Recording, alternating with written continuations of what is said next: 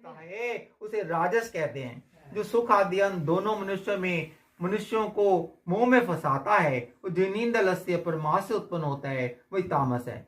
प्रकृति के 3 गुणों से अलग कोई वस्तु आकाश पाताल देवलोक में नहीं है। हे प्रतंप, ब्राह्मण और क्षत्रिय वैश्य और शूद्रों के कर्म स्वाभाविक गुणों में बटे हुए हैं। सम, दम, पवित्रता, क्षमा, नम्रता, ज्ञान, अनुभव, प्रलोक व श्रद्धा, ये ब्राह्मण के स्वाभाविक सिद्ध कर्म है। बहादुरी, तेजस्विता, धैर्य, चतुराई, युद्ध में स्थिरता, उदारता और प्रपता, ये क्षत्रियों के स्वाभाविक कर्म है। खेती, गोरक्षा, व्यापार वैश्यों के स्वाभाविक कर्म है।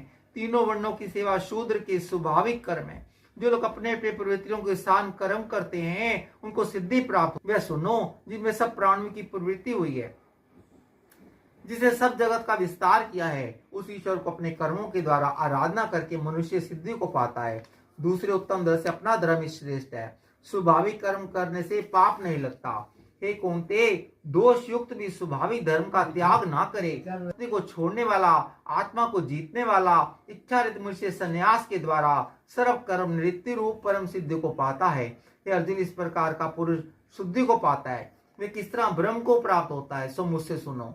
ये इस ज्ञान की परनिष्ठा है। शुद्ध बुद्धि से युक्त होकर वृत्ति द्वारा मन को वश में लाकर शब्द विषयों को छोड़कर राग द्वेष से रहित होकर एकांत में रहने वाला मित्ताहारी वाणी और मन को जीतने वाला नित्य ध्यान युक्त और वैराग्यवान, अहंकार, बल, काम, क्रोध व परिग्रह छोड़कर ममताहीन और शांत मनुष्य ब्रह्म भाव के योग्य होता है।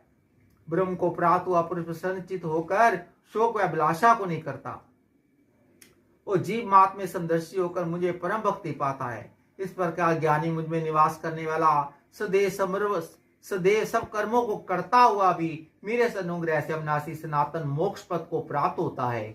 वैसा ही ठीक जानता है, तदंतर उसको जानकर फिर मुझ में ही प्रवेश करता है। सावधानी से अपना मन मुझ में स्थिर कर सब कर्मों को मुझी में अर्पण कर बुद्धि योग के आश्रय से निरंतर अपने चित्त को मुझ में लगा दे।